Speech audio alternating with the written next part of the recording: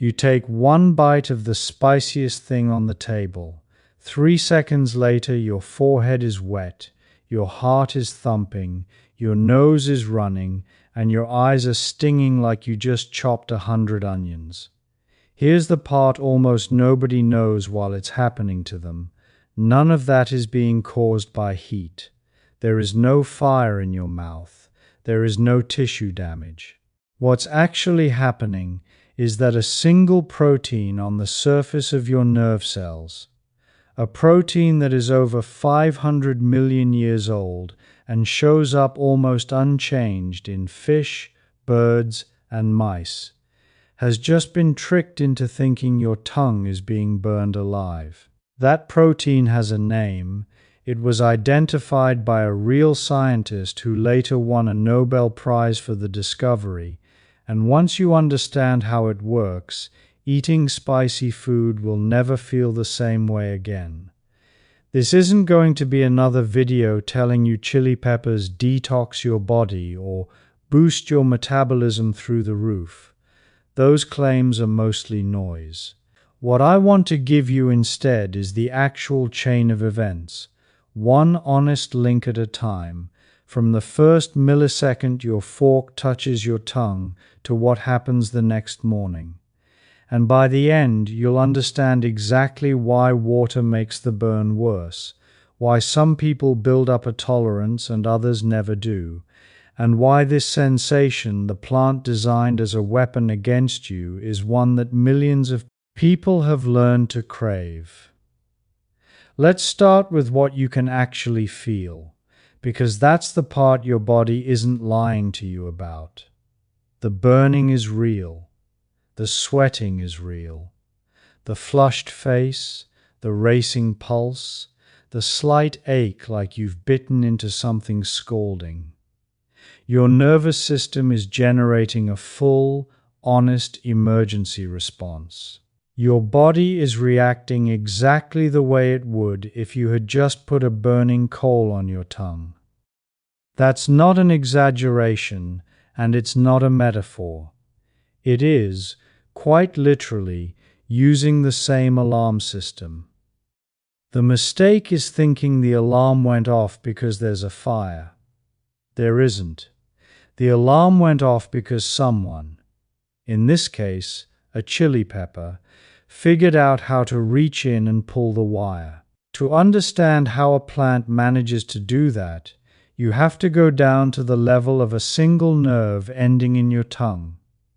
Scattered across the surface of your mouth, your throat, and your esophagus are microscopic sensors called TRPV1 receptors. Think of each one as a tiny gate sitting in the wall of a nerve cell. Under normal circumstances, that gate stays shut. But if the temperature around it climbs past roughly 109 degrees Fahrenheit, real, physical heat, hot coffee, a hot pan, actual thermal danger, the gate springs open. When it opens, charged particles rush into the nerve cell, and that rush of particles fires off an electrical signal that races up to your brain carrying one message: heat, danger, pull away now. This is your body's smoke detector. It's not there to make you suffer. It's there to save you from burning your mouth on something actually dangerous. And here's a detail that surprises most people the first time they hear it. Technically, spicy isn't a taste at all. Your tongue's actual taste buds only detect 5 things: sweet, sour, salty, bitter, and umami. And capsaicin doesn't touch any of them. The burning sensation you associate with spicy is being carried by a completely separate wiring system, the same nerve fibers responsible for pain and temperature, running through what's called the trigeminal nerve, the same cranial nerve that lets you feel a cold breeze on your face or a scrape on your finger. So when someone says a dish tastes spicy, that's a bit of a misnomer. What they're actually doing is feeling it, through the pain and temperature system, not the taste system at all. Those two networks run in parallel, side by side, which is exactly why you can taste the sweetness of a mango and feel the burn of a habanero in the very same bite, as two entirely separate signals arriving in your brain at the same time. Here's where the chili pepper comes in. The active compound in chili peppers is called capsaicin, and capsaicin has a molecular shape that fits into that exact same gate, the TRPV1 gate, almost like a counterfeit key cut to match a real lock. When capsaicin binds to that receptor, it forces the gate open, the same way real heat would, and the nerve cell fires off the exact same heat danger signal to your brain. Your tongue's temperature hasn't actually changed in any meaningful way. There's no thermal injury happening. But your smoke detector doesn't know the difference between actual smoke and someone waving a lighter under it. It just knows the gate opened, so it screams. This discovery wasn't a guess or folk science. It was pinned down in 1997 by a molecular biologist named David Julius and his team at the University of California, San Francisco, who identified and cloned this exact receptor and showed that capsaicin activates it the same way heat does. That work was significant enough that in 2021, decades later, Julius was awarded the Nobel Prize in Physiology or Medicine for figuring out how our nervous system senses temperature and pain in the first place.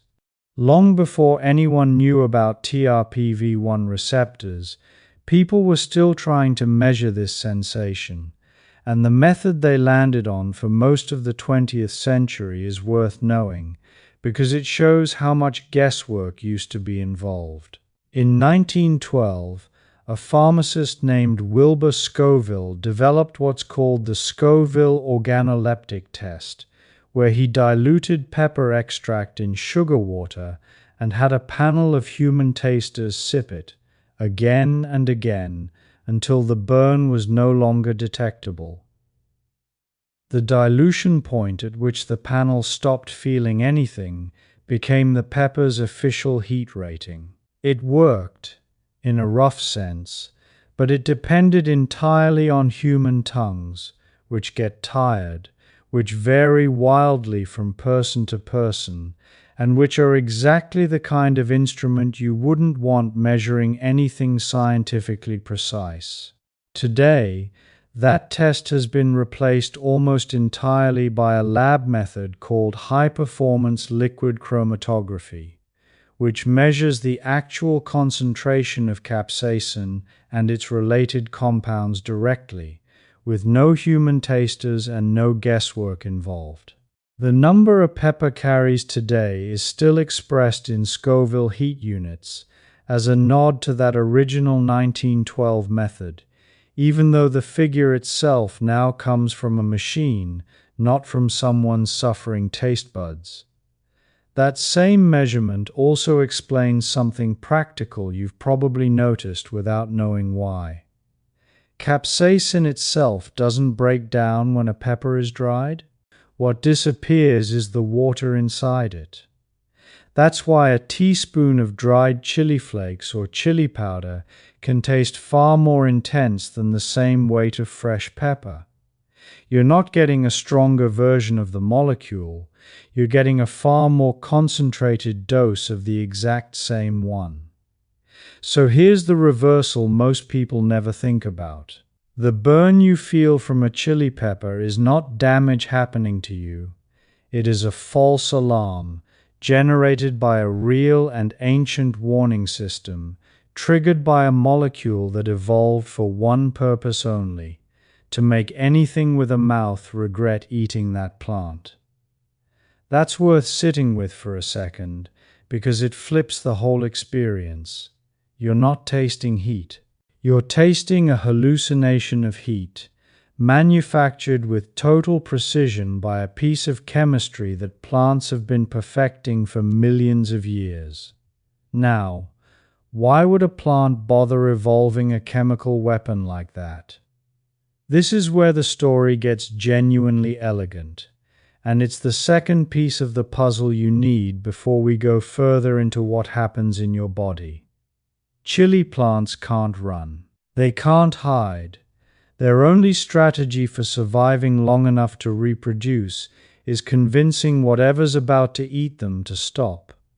Mammals, including us, have exactly the type of TRPV1 receptor capsaicin can hijack, and mammal teeth grind up seeds so thoroughly that if a mammal eats the pepper, the seeds inside usually don't survive the trip. Birds, on the other hand, largely lack a working version of that same receptor, so capsaicin does nothing to them.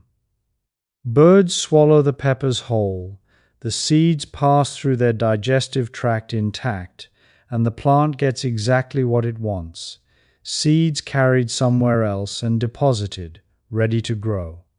So capsaicin isn't a random accident.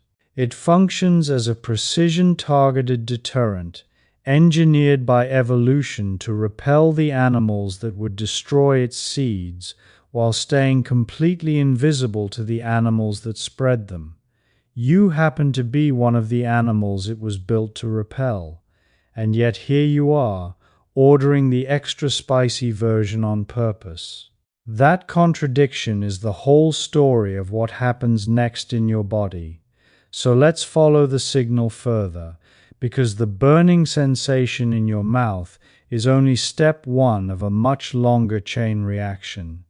The instant that false alarm reaches your brainstem, your nervous system responds the way it would to any perceived threat, and it does this automatically, without asking your permission.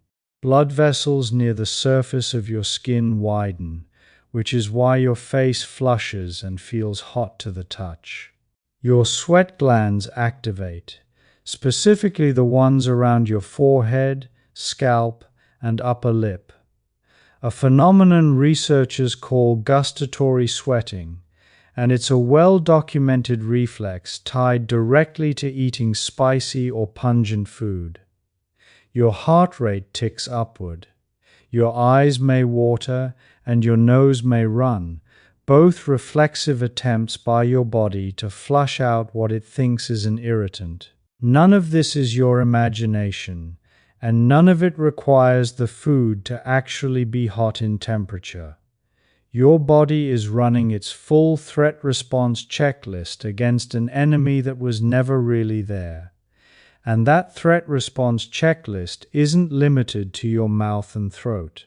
The same trigeminal nerve that carries the burn signal from your tongue also branches out to line the inside of your nose and sinuses, which is exactly why a truly hot dish can make your sinuses run and clear out, seemingly out of nowhere. That connection is real enough that some clinicians have used capsaicin-based nasal treatments in carefully controlled doses to help desensitize patients dealing with chronic, non-allergic nasal irritation. The same receptor also sits in the skin on your hands, which is the entire explanation for the burning sensation people get after chopping a batch of jalapenos bare-handed, and why rubbing your eyes an hour later can turn a simple cooking session into a genuine ordeal. The capsaicin left on your fingertips is still fully active, still shaped to fit that same lock, whether it lands on your tongue, your nose, or your cornea. Here's the part most people get wrong, though, and it's the reason spicy food doesn't just feel like punishment.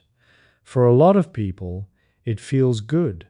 When your nervous system registers this kind of pain signal, it doesn't just sound the alarm. It also activates your body's natural pain-dampening system. Researchers have found that this kind of capsaicin-triggered discomfort can prompt the release of endorphins, the same class of natural painkillers your body produces during exercise, along with a bump in dopamine, the neurotransmitter tied to reward and motivation. This is a real and measurable response, though it's worth being precise about its size. It's not a drug-like euphoric rush, and it's not going to compete with anything psychoactive. It's a mild, pleasant lift.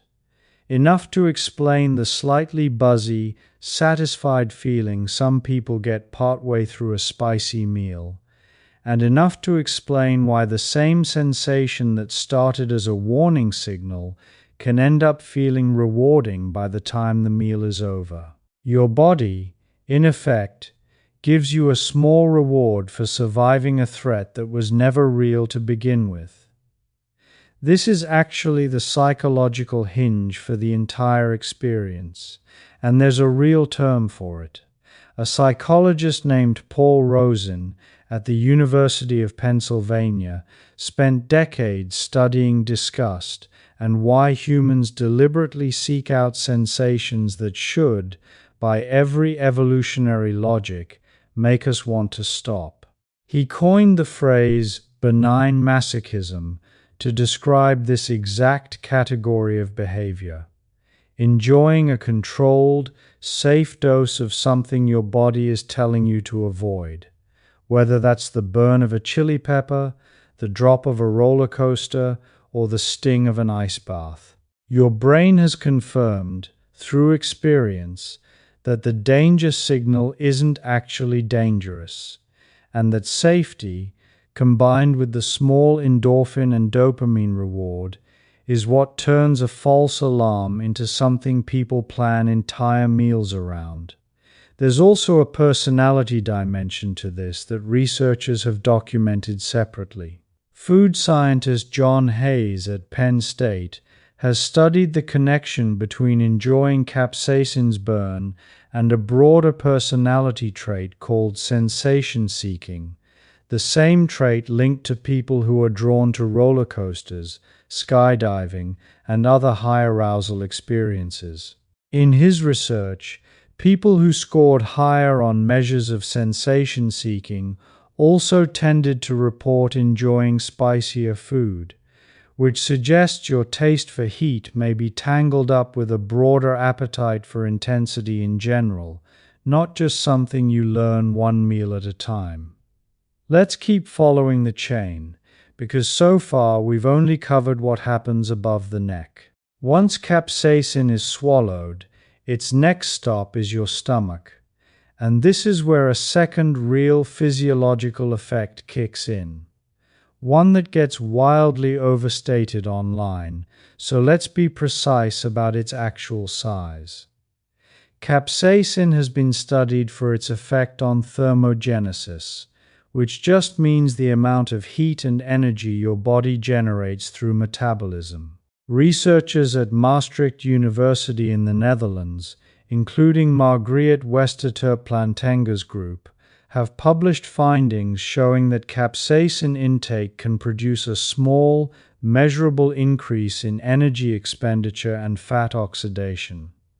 Separately, Richard Mattes at Purdue University has researched how capsaicin affects appetite and the sense of fullness after a meal.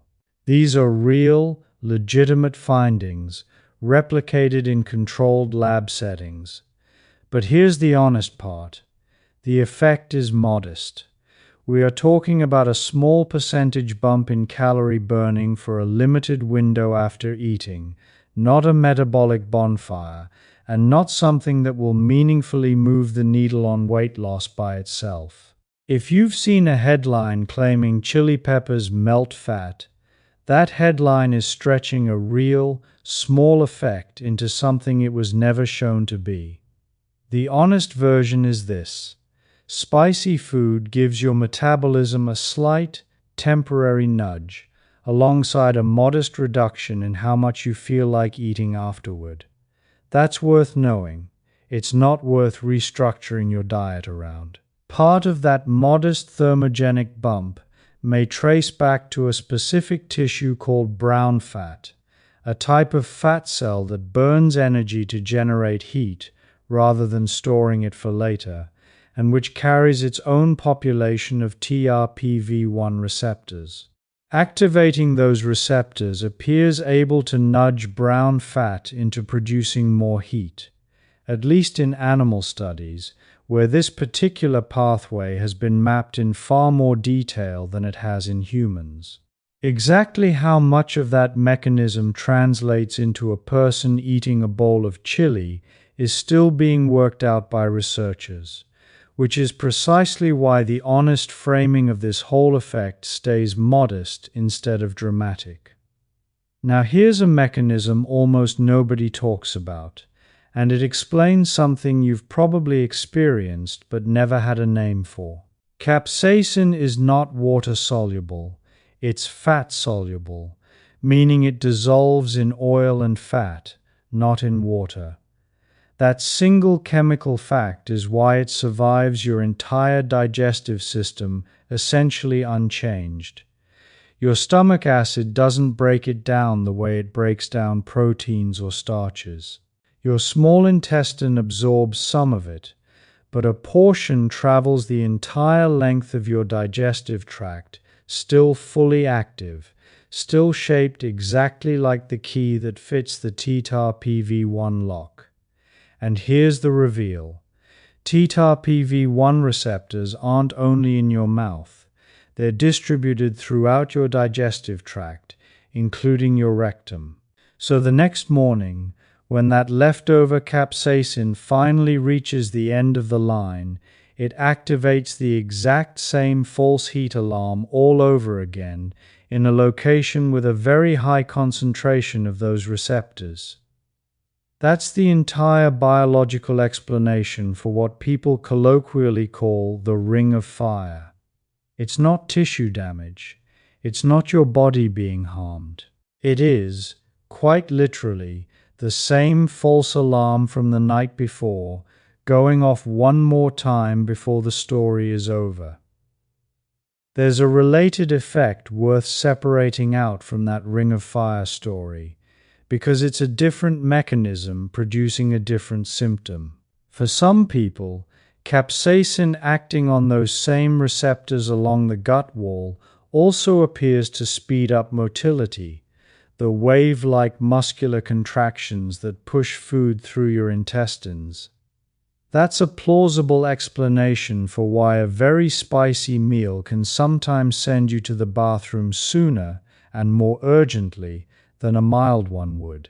It doesn't happen to everyone, and how much it happens varies a lot between individuals, but for those it does affect, it's simply the digestive tract's own muscles responding to that same false alarm, just further down the line and expressed as urgency instead of burn.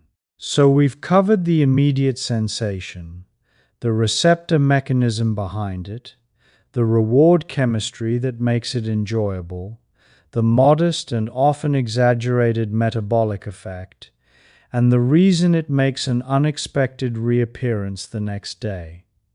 There's one more layer, and it's the one that explains why some people can eat a pepper that would send someone else to the emergency room completely unfazed.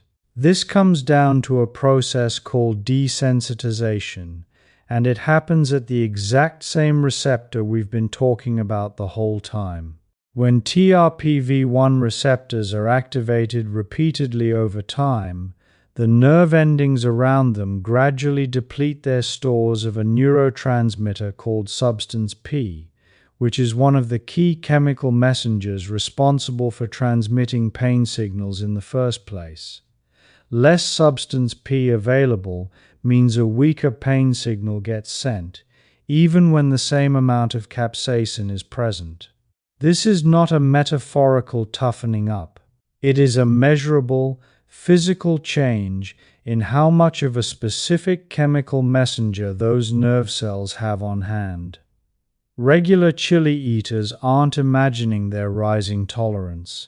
Their nerve endings have genuinely become less responsive over repeated exposure.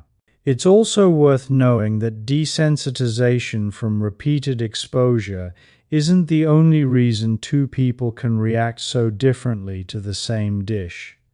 Scientists have identified natural variations in the TRPV1 gene itself, and some of those variations appear to make certain people's receptors more or less easily triggered from birth, independent of how much spicy food they've eaten over a lifetime.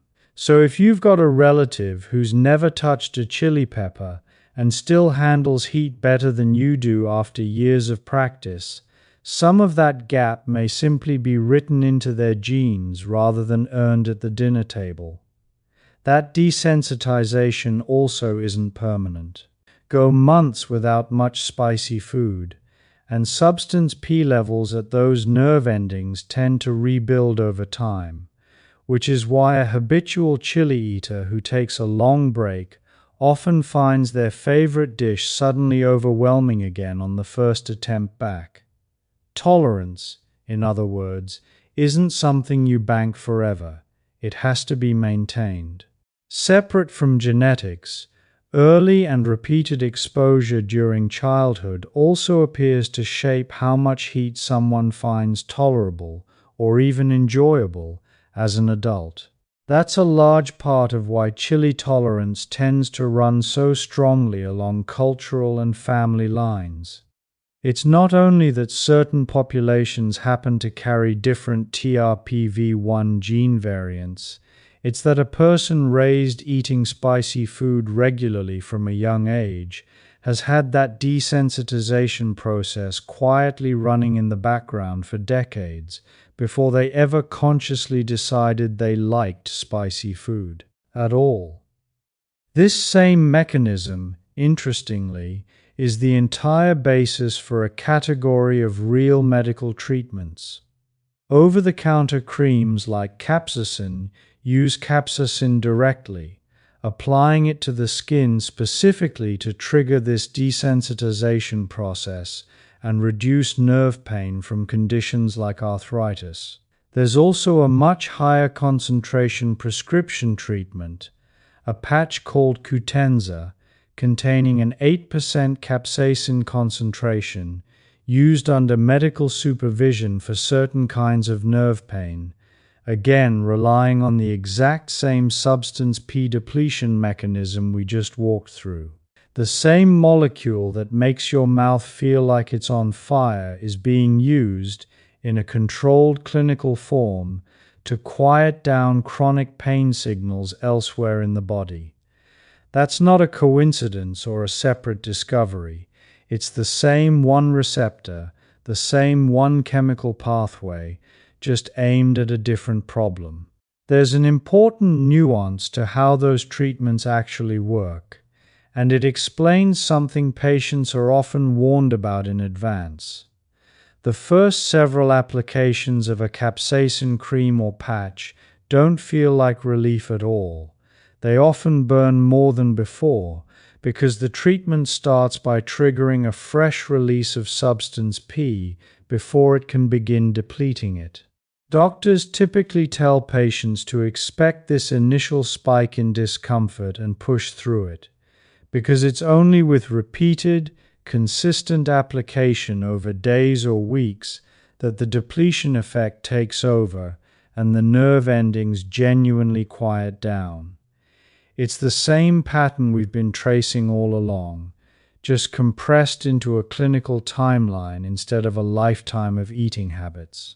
There's a final piece worth mentioning, and I want to be very careful with the language here, because this is exactly the kind of finding that gets stretched out of proportion online. A large population study, using data from the China Kadoorie Biobank and published in the BMJ in 2015 by researcher June L.V. and colleagues, followed roughly 500,000 adults and found that people who ate spicy food more frequently had lower rates of death from several specific causes compared to those who rarely ate spicy food. That is a real finding from a real, large, peer-reviewed study. but it is an association, not proof of cause and effect. People who eat spicy food regularly in that population also tend to eat more vegetables, follow different overall dietary patterns, and differ in other lifestyle factors that could just as easily explain the difference. The honest takeaway is not spicy food extends your life. The honest takeaway is that in this specific large data set, spicy food consumption was correlated with lower mortality risk, and researchers can't yet fully separate that from everything else eating spicy food tends to travel with. Any version of this claim stronger than that is stretching the data further than it can honestly go. So let's bring all of that together into something you can actually use, because understanding the mechanism only matters if it changes what you do. First. And this solves something that has probably frustrated you your entire life. Stop reaching for water when your mouth is burning. Since capsaicin is fat-soluble and water is not, water does nothing to remove it from the receptor. It just spreads the compound around your mouth and can momentarily make the burn feel worse. What actually works is dairy, milk, yogurt, a spoonful of sour cream. Because the protein in dairy, called casein, is built to bind to fat molecules and lift them away, functionally washing the capsaicin off the receptor the way soap lifts grease off a dirty pan. That's not folk wisdom. That's the direct, mechanical consequence of the fact we just walked through.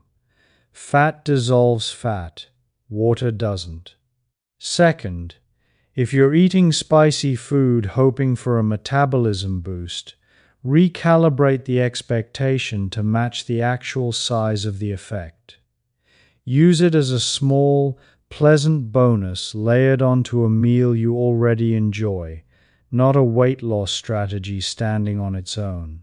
The research from Maastricht and Purdue shows a real but modest effect on energy expenditure and appetite.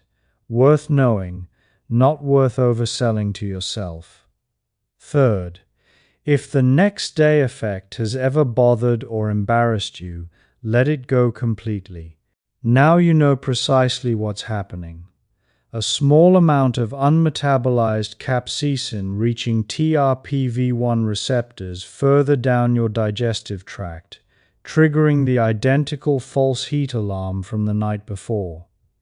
It is not a sign that something is wrong with your digestion. It is not tissue damage. It is chemistry, doing exactly what chemistry does, on a predictable schedule. Fourth, if you're someone who wants to build a genuine tolerance rather than white-knuckling through pain every time, understand that gradual, consistent exposure works precisely because it's depleting substance P at those nerve endings over time. The same principle doctors are relying on when they prescribe capsaicin patches for chronic pain. Small, steady increases give your nerve endings time to adjust. Jumping straight to the hottest pepper you can find just overwhelms a system that hasn't had the chance to desensitize yet, and all you'll get is the alarm at full volume with none of the adaptation. It helps, too, to remember just how recent this global love affair actually is. Chili peppers originated in the Americas and were unknown anywhere else in the world until the late 1400s, when they were carried back across the Atlantic and folded almost immediately into the cooking of India, Thailand, China, Hungary, and dozens of other places most people today can't imagine cooking without them. In the span of only a few generations, a plant's chemical weapon against being eaten became one of the most widely adopted flavors in human history, carried into cuisines on nearly every continent. So think back to that first bite, the sweat on your forehead, the racing heart, the sting in your eyes. What you were actually experiencing, start to finish, was a 500-million-year-old warning system built to protect you from real fire, getting completely fooled by a small molecule that a plant spent millions of years perfecting for the sole purpose of making you regret eating it.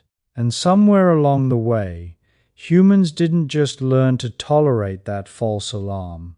We learned to love it, to seek it out, to build entire cuisines and cultures and shared meals around deliberately setting it off. There's something worth sitting with in that.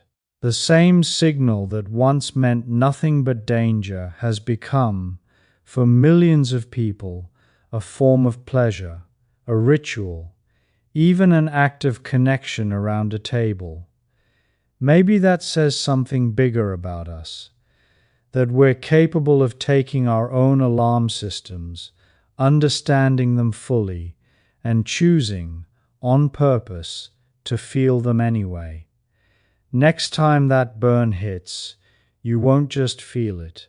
You'll know exactly what it is, and exactly why, against every evolutionary intention behind it, you keep coming back for more.